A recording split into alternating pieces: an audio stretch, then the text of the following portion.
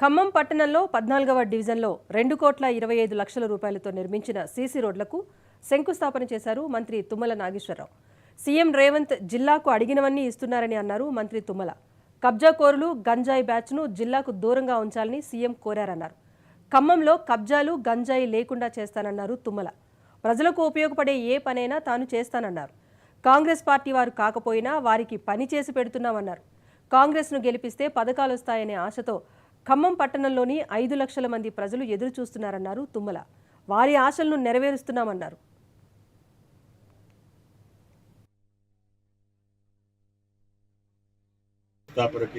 Commissioner గారు మీరు అవకాశం ఇచ్చారు.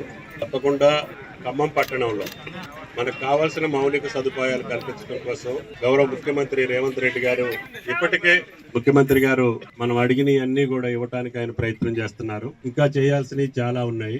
కాబట్టి ఖమ్మం పట్టణం ఎన్నికలప్పుడు మీరు అడిగారు, ఈ కబ్జాలు చేసేవాళ్ళని, లేకపోతే దౌర్జన్యం చేసేవాళ్ళని, లేకపోతే మట్కా ఆడేవాళ్ళని, లేకపోతే గంజాయి అమ్మేవాళ్ళని, దౌర్జన్యం చేసేవాళ్ళని మా ఖమ్మానికి దూరం చేస్తే మాకు మీరు ఏం చేయొద్దని చెప్పారు. అట్లాగే ప్రతి డివిజన్ లో కూడా ఒక్కొక్కళ్ళ మీద, కాంగ్రెస్ కార్యకర్తల మీద 30-40 కేసులు పెట్టారు. కాబట్టి కేసులు ఉండవు, దౌర్జన్యం ఉండదు, కబ్జాలు ఉండవు, మట్కా ఉండదు, గంజాయి కూడా మీకు తెలిస్తే మీరు చెప్పాలి. ఎందుకంటే మన బిడ్డలు నాశనం అయిపోతారు. మనం తల్లి ఏమనుకుంటుంది, నా కొడుకు బాగానే చదువుతుండో స్కూల్కి పోయి అనుకుంటాడు.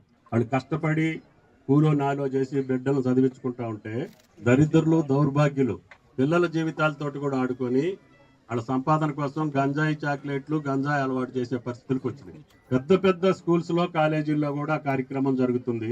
మన పోలీస్ ఎంత నిఘా ఇప్పి పెట్టినప్పటికీ కూడా సంతోషం. ఈ డివిజన్ లో ఈరోజు 2,25,00,000 పనులకి